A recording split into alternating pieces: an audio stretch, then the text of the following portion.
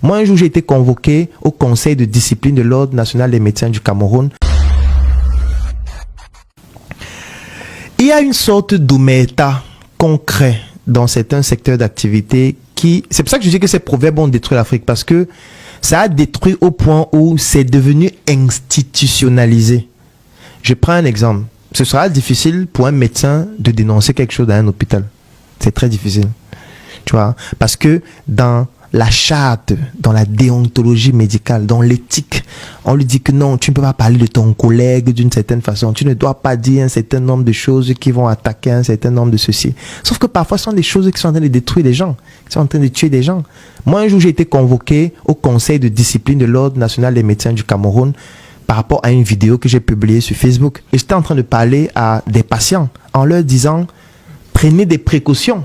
Je ne citais aucun nom, je ne citais aucun hôpital et tout ça, mais on m'a convoqué au conseil de discipline pour dire que pourquoi tu dis ça. On m'a montré la vidéo, machin et tout ça, me blâmer et tout, faire tout ce qu'on peut imaginer.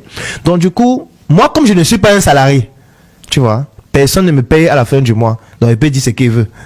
Tu vois, moi au moins, il m'en fout.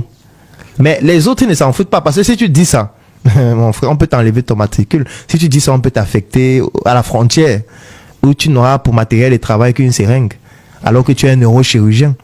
Donc, du coup, chacun reste là et ne dit rien. Donc, tu vois que c'est devenu institutionnalisé, au point où les gens ont vraiment peur, parce que risquant leur carrière.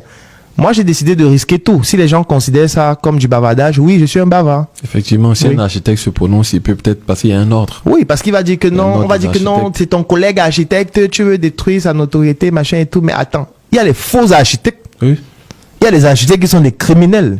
Il y a les ingénieurs de génie civil qui sont idiots, qui font des mauvais plans de calcul. Le dernier immeuble, c'est votre voisin. Hein.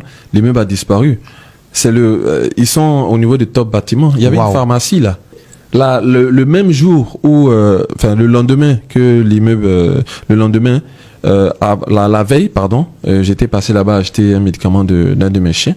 Le lendemain, aujourd'hui, quand tu passes, l'immeuble n'existe plus. Tu vois. Parce que le gars qui faisait son immeuble à côté, apparemment, ce qu'on nous a dit, en faisant ses fouilles, a comme piqué dans la fondation de l'immeuble qui était déjà là. C'est-à-dire que toi, Claudette, tu as fini ton immeuble propre. Nickel. Moi, je viens faire le mien, donc moi, je pars à partir de zéro. Et en voulant faire ma fondation, je pique dans ta fondation et aujourd'hui, l'immeuble n'existe plus. Parce que ça a déstabilisé l'immeuble. L'immeuble était carrément penché et il était même couché, l'immeuble était couché sur la pharmacie. Waouh. Parce que la pharmacie était sur le côté. Tu vois. Et donc, si quelqu'un vient dénoncer ça, il dénonce le travail de l'autre. Donc, bon, moi, je peux pas comprendre en tout cas. Je peux pas comprendre qu'on puisse se taire face à ces gens de...